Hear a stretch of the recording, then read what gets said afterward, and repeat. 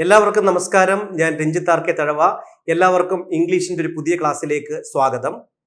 ഇംഗ്ലീഷിലൊരു ചൊല്ലുണ്ട്, 1 man can give 40 horses water, but 40 men cannot make 1 horse drink. അർത്ഥം എന്താണെന്ന് ചോദിച്ചാൽ, ഒരു മനുഷ്യൻ വിചാരിച്ചാൽ 40 കുതിരയ്ക്ക് വെള്ളം കൊടുക്കാൻ പറ്റും, പക്ഷെ 40 മനുഷ്യൻ വിചാരിച്ചാൽ ഒരു കുതിരയെ കൊണ്ട് കുടിപ്പിക്കാൻ പറ്റത്തില്ല. The reason is horse drinks only when it feels like drinking. കുതിര കുടിക്കണമെങ്കിൽ കുതിര വിചാരിക്കണം. ലേണിങ്ങിനെ സംബന്ധിച്ച് വളരെ ഇമ്പോർട്ടൻ്റ് ആയിട്ടുള്ള ഒരു സേയിങ് ആണ് ഇതെന്ന് പലപ്പോഴും തോന്നിയിട്ടുണ്ട്. കാരണം learning is possible only when the learner is ready to learn. Learner ready ആവാതെ ലേണിംഗ് പോസിബിൾ ആവില്ല. നിങ്ങൾ റെഡി ആണ് എന്ന വിശ്വാസത്തോടു കൂടി തന്നെ ഞാൻ ഈ ക്ലാസ്സിലേക്ക് കടക്കുകയാണ്.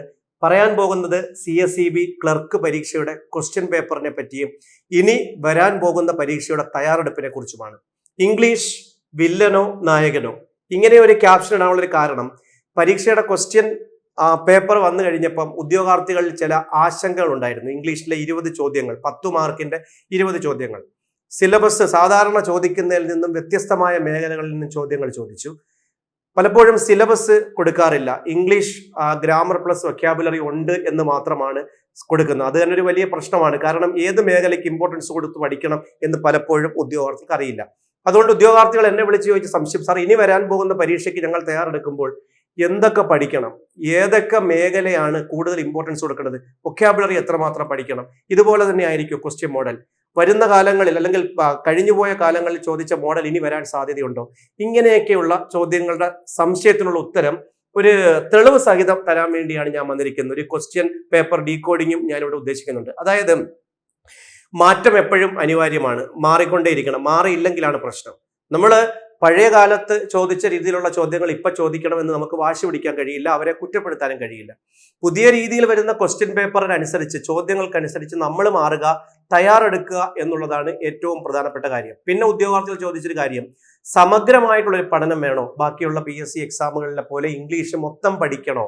തീർച്ചയായിട്ടും വേണ്ടി വരും എന്ന ഒരു അറിവോടുകൂടി ഞാൻ കാര്യത്തിലേക്ക് കടക്കുന്നു. ഈ ക്ലാസ് അവസാനം വരെ കാണുക. കൂടുതൽ CSEB ഉദ്യോഗാർത്ഥികളിലേക്ക് ഇത് ഷെയർ ചെയ്യുക. തുടക്കത്തിലെ പറയട്ടെ, ഈ യൂട്യൂബ് ചാനൽ ഇനിയിപ്പം സ്ഥിരമായിട്ട് നിങ്ങൾക്ക് ക്ലാസ് തരണമെന്ന് ആഗ്രഹിക്കുന്നുണ്ട്. സോ തീർച്ചയായിട്ടും നിങ്ങൾക്ക് ക്ലാസ്, ഫ്രീ ക്ലാസ്സുകൾ വേണമെന്നുണ്ടെങ്കിൽ നിങ്ങൾ തീർച്ചയായിട്ടും ഈ ചാനൽ സബ്സ്ക്രൈബ് ചെയ്യുക. ചാനലിൽ വരുന്ന ഓരോ വീഡിയോസും കൃത്യമായിട്ട് കാണുക. CSEB ക്ലർക്ക് പരീക്ഷ ഇംഗ്ലീഷ് ഇനി മുതൽ വില്ലനോ നായകനോ. നമുക്ക് ക്വസ്റ്റ്യൻ പേപ്പർ, കഴിഞ്ഞ ക്വസ്റ്റ്യൻ പേപ്പർ, അതായത് previous question paper latest analysis ആണ് ഉദ്ദേശിക്കുന്നത്. ഇതിൽ ഇംഗ്ലീഷ് ചോദ്യങ്ങൾ മാത്രമാണ് ഞാൻ എടുത്ത് നിങ്ങളുടെ മുമ്പിൽ അവതരിപ്പിക്കാൻ പോകുന്നത്.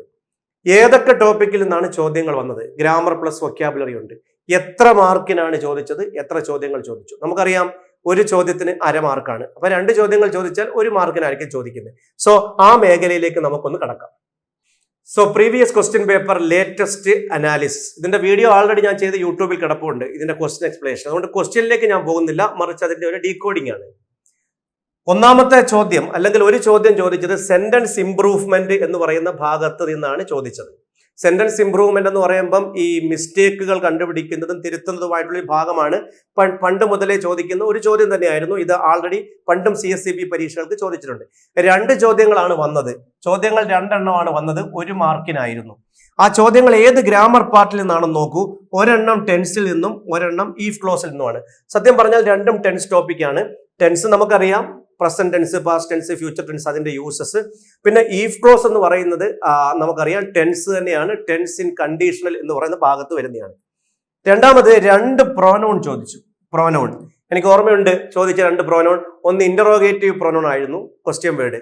രണ്ടാമത് ചോദിച്ചത് ഡെമോൺസ്ട്രേറ്റീവ് പ്രോനൗൺ ആയ ദിസും ദാറ്റും ദീസും ദോസും, അതുമായിരുന്നു ചോദിച്ചത്. അപ്പൊ പ്രോനൗൺ ഒക്കെ ചോദിച്ച ചോദ്യങ്ങൾ വളരെ എളുപ്പമായിരുന്നു. 1 മാർക്കിനാണ് 2 ചോദ്യങ്ങൾ ചോദിച്ചത് പ്രോനൗണിൽ നിന്ന്.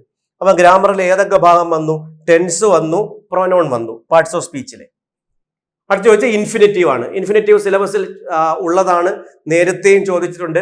ഇൻഫിനിറ്റീവ് ഒരു ചോദ്യം ചോദിച്ചു, 1/2 മാർക്കിന് ചോദിച്ചു. ഇൻഫിനിറ്റീവ് ടു ഇൻഫിനിറ്റീവ് ആണ് ചോദിച്ചത്. അല്ല, ടു ഇൻഫിനിറ്റീവ് അല്ല, ബെയർ ഇൻഫിനിറ്റീവ്. ലെറ്റ് എന്ന് പറയുന്ന വാക്കിന് ശേഷം ബെയർ ഇൻഫിനിറ്റീവ് ഉപയോഗിക്കണം. ആ ചോദ്യമായിരുന്നു ചോദിച്ചത്.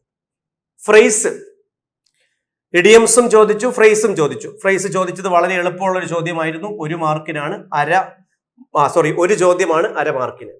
ഏറ്റവും എളുപ്പമുള്ള ചോദ്യം ഏതാണെന്ന് ചോദിച്ചാൽ എല്ലാവരും ഉത്തരം പറയുന്ന ചോദ്യമായിരുന്നു ഓഡ് വൺ. സാധാരണ എല്ലാ PSC പരീക്ഷകളിലും മത്സര പരീക്ഷകളിലും ചോദിക്കാറുണ്ട്. ഇത് ചോദിച്ചത് ബ്യൂട്ടിഫുൾ, പ്രെറ്റി, എന്നുള്ള 3 സൗന്ദര്യത്തെക്കുറിച്ച് വാഴ്ത്തുന്ന അഡ്ജക്റ്റീവ് കൊടുത്തിട്ട് ഒന്ന് ഹൊറിഫൈഡ്, ഹൊറിബിൾ എന്ന് പറയുന്ന അഡ്ജക്റ്റീവ് ചോദിച്ചു. അപ്പൊ നമുക്കറിയാം ഓഡ് വൺ ഏറ്റവും എളുപ്പമുള്ളതായിരുന്നു, ഹൊറിബിൾ ആയിരുന്നു ഉത്തരം. 1 മാർക്കിന് ചോദിച്ചു, അല്ല 1/2 മാർക്കിന് ചോദിച്ചു. ആർട്ടിക്കിൾ 2 എണ്ണം ചോദിച്ചു, എ ആൻഡ് ദ ചോദ്യങ്ങൾ 2 എണ്ണം ചോദിച്ചു. 2ഉം എളുപ്പമായിരുന്നു, 1 മാർക്കിനാണ് ചോദിച്ചത്. ലാംഗ്വേജ് ഫംഗ്ഷൻ അവസാനം ചോദിച്ച ചോദ്യം, അതായത് ഗിവ് ഇറ്റ് ബാക്ക് എന്ന് പറയുന്ന ഫ്രേസ്, ഗിവ് ബാക്ക് ഇറ്റ് ആണോ ഗിവ് ഇറ്റ് ബാക്ക് ആണോ എന്ന് ചോദിച്ചു. എളുപ്പമുള്ള ചോദ്യത്തിൽ പെടുത്താം. ലാംഗ്വേജ് എലമെന്റ്, ലാംഗ്വേജ് ഫംഗ്ഷനുമായിട്ട് ബന്ധപ്പെട്ട 1 ചോദ്യം 1/2 മാർക്ക്. പ്രിപ്പോസിഷൻ ചോദിച്ചു. ആദ്യത്തെ ചോദ്യം പ്രിപ്പോസിഷൻ തന്നെയായിരുന്നു. സെന്റൻസ് ഇംപ്രൂവ്മെന്റ് കഴിഞ്ഞ് വന്നത് പ്രിപ്പോസിഷൻ ആയിരുന്നു. 2 എണ്ണം ചോദിച്ചു. 2 പ്രിപ്പോസിഷൻ വലിയ പ്രശ്നമില്ലാത്തതായിരുന്നു, 1 മാർക്ക്. അപ്പം ഗ്രാമർ ഒന്നും കൂടെ പറയാം. ടെൻസ് വന്നു, ഇൻഫിനിറ്റീവ് വന്നു, ഫ്രേസ് വന്നു, ആർട്ടിക്കിൾ വന്നു, പ്രിപ്പോസിഷൻ വന്നു. അപ്പൊ നമുക്ക് അടുത്ത പരീക്ഷയ്ക്ക് എങ്ങനെ തയ്യാറെടുക്കണം എന്നുള്ളൊരു ഉത്തരം കൂടിയാ. പ്രോനൗൺ വന്നു, പാർട്സ് ഓഫ് സ്പീച്ച് പഠിക്കണം. 2 ചോദ്യങ്ങളാണ് പ്രോനൗണിന് ചോദിച്ചത്. സോ വൊക്കാബുലറിയിലേക്ക് വരാം. വൊക്കാബുലറി ഇത്രയും ചോദിച്ചു. സിനോണിം 4 എണ്ണം ചോദിച്ചു. എത്രമാത്രം ഇമ്പോർട്ടൻസ് കൊടുത്താണ് അവർ സിനോണിം ചോദ്യങ്ങൾ ചോദിച്ചതെന്ന് നോക്കുക. 2 എണ്ണം എളുപ്പമുള്ളതായിരുന്നു, 2 എണ്ണം കട്ടിയുള്ളത്, 2 മാർക്കിന്. ഫ്രേസൽ വെർബ് ചോദിച്ചു, 1 എണ്ണം, 1/2 മാർക്കിന്. 1 വേർഡ് ചോദിച്ചു, 2 എണ്ണം. 1 വേർഡ് എത്രമാത്രം ഇമ്പോർട്ടന്റ് ആണെന്ന് നോക്കൂ. 2 എണ്ണം ചോദിച്ചു, 1 മാർക്കിന്. സ്പെല്ലിംഗ് ചോദിച്ചു. സ്പെല്ലിംഗ് കൺസെൻഷ്യസ് എന്ന് പറയുന്ന വാക്ക് തെറ്റിച്ചു കൊടുത്തു. ബാക്കിയെല്ലാം കറക്റ്റ് സ്പെല്ലിങ്ങും. കൺസെൻഷ്യസ് എന്ന് പറയുന്ന വാക്കിന് സി കൊടുത്തു, എസ് ആയിരുന്നു. ആ ചോദ്യമാണ് വന്നത്. അങ്ങനെ സ്പെല്ലിങ്ങും ചോദിച്ചു. വൊക്കാബുലറിയെ കുറിച്ച് നമ്മൾ പറയാം. അതിനു മുമ്പ് നമുക്ക് ഇതിന്റെ പൂർണ്ണമായിട്ടുള്ള ഒരു വിശകലനത്തിലേക്ക് വരുന്നതിന് മുൻപ് 1ൽ കൂടുതൽ ചോദ്യങ്ങൾ ചോദിച്ച ഗ്രാമർ പാർട്ടുകൾ ഏതാണെന്ന് പറയാം. സെന്റൻസ് ഇംപ്രൂവ്മെന്റ് 2 എണ്ണം ചോദിച്ചു. പ്രൊനൗൺ 2 എണ്ണം ചോദിച്ചു. ഏറ്റവും പ്രധാനപ്പെട്ടതാണ് പ്രൊനൗൺ, 2 എണ്ണം ചോദിച്ചു. ആർട്ടിക്കിൾ 2 എണ്ണം ചോദിച്ചു. പ്രിപ്പോസിഷൻ 2 എണ്ണം ചോദിച്ചു. പിന്നോ വൊക്കാബുലറി വരുമ്പം സിനോണിമിന് ഏറ്റവും കൂടുതൽ ഇമ്പോർട്ടൻസ് കൊടുത്തു, 4 എണ്ണം ചോദിച്ചു. 1 വേർഡ് 2 എണ്ണം ചോദിച്ചു. അപ്പം ഇവര് ഉദ്ദേശിക്കുന്നത് എല്ലാ ഭാഗങ്ങളും കവർ ചെയ്തുള്ള ചോദ്യങ്ങളല്ല. അതാണ് ഒരു പ്രശ്നമായിട്ട് തോന്നിയത്. കാരണം 1ൽ കൂടുതൽ ഭാഗങ്ങൾ അല്ലെങ്കിൽ ഒരു ടോപ്പിക്കിൽ നിന്ന് 1ൽ കൂടുതൽ ചോദ്യങ്ങൾ വരിക. വേണമെങ്കിൽ സിനോണിം ഒഴിവാക്കിയിട്ട് antonym, idiomatic expression, collective noun, gender noun ഒക്കെ ചോദിക്കാമായിരുന്നു ഈ 4 എണ്ണം ചോദിച്ച സമയത്ത്. അതുകൊണ്ട് തന്നെ നമ്മൾ മനസ്സിലാക്കേണ്ട ഒരു കാര്യം, ഈ ടോപ്പിക്കുകൾ പഠിക്കുമ്പം എല്ലാം പഠിക്കണം. ആവർത്തിച്ച് ക്വസ്റ്റ്യൻ വന്ന് നമ്മൾ ലക്കടിച്ചു എന്നേ ഉള്ളൂ. മനസ്സിലായില്ല? അപ്പൊ എല്ലാം കവർ ചെയ്യാൻ അവർ ശ്രമിച്ചിട്ടില്ല. എല്ലാ ഗ്രാമർ പോർഷൻ വേണം. 20 മാർക്കിന്റെ ഒരു ചോദ്യം അല്ലെങ്കിൽ 20 ചോദ്യങ്ങൾ ഇടുന്ന 10 മാർക്കിന്റെ ഒരു ചോദ്യ പേപ്പർ, അതിനകത്ത് വേണമെങ്കിൽ എല്ലാ ഗ്രാമർ പാർട്ടും ഉൾപ്പെടുത്താൻ പറ്റും. കാരണം 12ഉം 15ഉം ടോപ്പിക്ക് വെച്ച് അത്രയേ ഉള്ളൂ. ഒരു 30-നകത്തുള്ള ടോപ്പിക്കുകളേ ഉള്ളൂ. അപ്പൊ എല്ലാ ടോപ്പിക്കും കവർ ചെയ്യാൻ അവർക്ക് കഴിയുമായിരുന്നു. പക്ഷെ അങ്ങനെ അവർ ശ്രമിച്ചിട്ടില്ല എന്നുള്ളതാണ്. വൊക്കാബുലറിക്ക് എത്രമാത്രം ഇമ്പോർട്ടൻസ് ആണ് കൊടുത്തതെന്ന് നോക്കൂ. മൊത്തത്തിൽ 10 മാർക്കാണെങ്കിൽ വൊക്കാബുലറിക്ക് 4 മാർക്കിന് വൊക്കാബുലറി ചോദിച്ചു എന്നുള്ളതാണ്. 4 മാർക്കിന് വൊക്കാബുലറി ചോദിച്ചു. അപ്പം എത്ര ചോദ്യങ്ങൾ വന്നു? 4 വന്നു, 5ഉം 2, 7 വന്നു, 8 ചോദ്യങ്ങൾ വന്നു. 8 ചോദ്യങ്ങൾ 4 മാർക്കിന് ചോദിച്ചു. അപ്പം ഗ്രാമറിനോടൊപ്പം ഇമ്പോർട്ടൻസ് ഇനി വൊക്കാബുലറിക്ക് നമ്മൾ കൊടുക്കണം എന്നുള്ളൊരു തെളിവാണ് ഈ വൊക്കാബുലറി. ഗ്രാമറിന്റെ കാര്യം വരുമ്പോൾ 12 ചോദ്യങ്ങൾ വന്നു. 6 എണ്ണമാണ്, 6 മാർക്കിനാണ് ഗ്രാമർ ചോദിച്ചത്. 6ഉം 4ഉം ഏതൊക്കെ മേഖലയാണെന്ന് കൃത്യമായിട്ട് മനസ്സിലായി. ഇനി അടുത്ത ഒരു വിശകലനം, എളുപ്പമുള്ള ചോദ്യങ്ങൾ. ക്വസ്റ്റ്യൻ മനസ്സിലാക്കിയപ്പോൾ എനിക്കും ഉദ്യോഗാർത്ഥികൾക്ക് 7 മാർക്ക് വരെ സ്കോർ ചെയ്ത ഉദ്യോഗാർത്ഥികളുണ്ട്. അവര് പറഞ്ഞത് വെച്ച് ഞാൻ മനസ്സിലാക്കിയത് ഏറ്റവും എളുപ്പമായിട്ട് ചോദിച്ച ചോദ്യങ്ങൾ ഏതൊക്കെയാണ്? ഓഡ് വൺ എളുപ്പമുള്ളതായിരുന്നു, ഞാൻ പറഞ്ഞ ഹൊറിബിൾ. ആർട്ടിക്കിൾ എളുപ്പമുള്ളതായിരുന്നു 2 എണ്ണവും. പ്രിപ്പോസിഷൻ 1 എണ്ണം എളുപ്പമുള്ളതായിരുന്നു. സെന്റൻസ് ഇംപ്രൂവ്മെന്റ് 2 എണ്ണം, 1 എണ്ണം ടെൻസും 1 എണ്ണം ഇഫ്ക്ലോസും എളുപ്പമായിരുന്നു. സിനോണിം 2 എണ്ണം എളുപ്പമായിരുന്നു. 2 ചോദ്യങ്ങൾ സിനോണിം എളുപ്പമായിരുന്നു. പ്രോനൗൺ 2 എണ്ണവും വളരെ സിമ്പിൾ ആയിരുന്നു. ലാംഗ്വേജ് ഫംഗ്ഷൻ വന്ന ഗിവ് ഇറ്റ് ബാക്ക് എന്നുള്ളതും ഒരുവിധം എല്ലാവർക്കും എഴുതാൻ പറ്റുന്നതാണ്. എന്നാൽ മനുഷ്യനെ ഏറ്റവും കൂടുതൽ കൺഫ്യൂഷൻ ആക്കിയത് സിനോണിം. 2 സിനോണിം നല്ല പാടായിരുന്നു. പ്രസ്പിക്കസ് എന്നൊക്കെ പറയുന്ന വാക്കുണ്ടായിരുന്നു. പിന്നെ 1 വേർഡ് 2 എണ്ണം നല്ല കട്ടിയായിരുന്നു, 2 എണ്ണേ ചോദിച്ചുള്ളൂ. സ്പെല്ലിംഗ് ചോദിച്ചപ്പോൾ കൺസെൻഷ്യസ്, അതിന്റെ കൂടെ ചോദിച്ച വാക്കുകളെല്ലാം നല്ല കൺഫ്യൂസിങ് ആയിരുന്നു. അത് ശരിയുമായിരുന്നു, കൺസെൻഷ്യസ് ആയിരുന്നു, അതും കുറച്ച് കട്ടിയായിരുന്നു. ഫ്രേസൽ വെർബും കുറച്ച് കട്ടിയാണ്. ഇതിൽ നിന്ന് മനസ്സിലാക്കാവുന്ന ഒരു കാര്യം, ഗ്രാമർ ചോദ്യങ്ങൾ വളരെ എളുപ്പമായിരുന്നു. എന്നാൽ ഇതെല്ലാം വൊക്കാബുലറിയാണ്. വൊക്കാബുലറി ചോദ്യങ്ങളാണ് ഡിഫിക്കൽട്ട് ലെവലിൽ വന്നത്. അത് എല്ലാ പരീക്ഷകൾക്കും അങ്ങനെയായിരിക്കും. അപ്പൊ നമ്മൾ വൊക്കാബുലറിക്ക് കൂടുതൽ ഇമ്പോർട്ടൻസ് കൊടുക്കണം. ഓക്കെ, ഇംഗ്ലീഷ് ഇനി എങ്ങനെ തയ്യാറെടുക്കണം? സോ മൈ ഡിയർ സ്റ്റുഡൻസ്, നിങ്ങൾ ചോദിച്ച എല്ലാ ചോദ്യത്തിനുള്ള ഉത്തരം ഞാൻ തരാം. സമഗ്രമായിട്ടുള്ള ഒരു പഠനം തന്നെ ഇനി CSEB പരീക്ഷയ്ക്ക് ഇംഗ്ലീഷ് പഠിക്കുമ്പോൾ ആവശ്യമാണ്. എന്തൊക്കെയാണ് പഠിക്കേണ്ടത്? ശ്രദ്ധിച്ച് കേൾക്കുക. ബേസ് ടോപ്പിക് കവർ ചെയ്യണം. ഏതൊക്കെയാണെന്ന് നോട്ട് ചെയ്ത് വെക്കുക. Sentence, tense, auxiliary verb, subject verb agreement. Sentence, tense, auxiliary verb, subject verb agreement. Grammar topic complete cover ചെയ്യുക. കേട്ടോളൂ.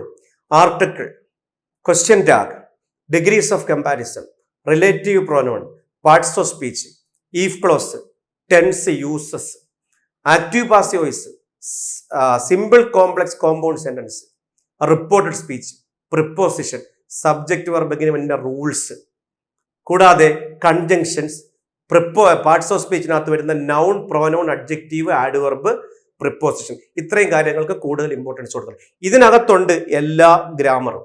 ഓക്കെ. ഇത് കൂടാതെ നിങ്ങൾ തയ്യാറെടുക്കുന്നവർക്ക്, പ്രത്യേകിച്ച് ആപ്പിൽ വരാൻ കഴിയാത്ത ഉദ്യോഗാർത്ഥികൾക്ക്, യൂട്യൂബിനെ മാത്രം ആശ്രയിക്കുന്ന ഉദ്യോഗാർത്ഥികൾ ഇംഗ്ലീഷ് തയ്യാറെടുക്കുമ്പോൾ കേരള PSCയുടെ യൂട്യൂബ് ചാനലിൽ കിടക്കുന്ന എൻ്റെ പ്ലേലിസ്റ്റിൽ കിടക്കുന്ന ക്ലാസ്സുകൾ നിങ്ങൾക്ക് പ്രയോജനപ്പെടുക. പ്ലേലിസ്റ്റ് നോക്കിയാൽ 45 ക്ലാസ്സുകൾ ഫ്രീ ക്ലാസ് ഉണ്ട്. അതിനകത്ത് ഒരുപാട് ടിപ്സ് പറയുന്നുണ്ട്. അത് ചെയ്യണം. വൊക്കാബുലറിയിട്ട് വരുമ്പോൾ എല്ലാം പഠിക്കണം. ഇവിടെ ഇമ്പോർട്ടൻസ് അനുസരിച്ച് പറഞ്ഞത് മാത്രമല്ല, ഞാൻ പറഞ്ഞുതരാം. ഇമ്പോർട്ടൻസ് അനുസരിച്ച് സിനോണിംസും അന്റോണിംസും ആദ്യം ഇമ്പോർട്ടൻസ് കൊടുക്കണം. Idiomatic expression, phrasal verb, spelling, foreign phrases, one word, ഇത്രയും കാര്യങ്ങളാണ് ഏറ്റവും ഇമ്പോർട്ടൻറ്റ്.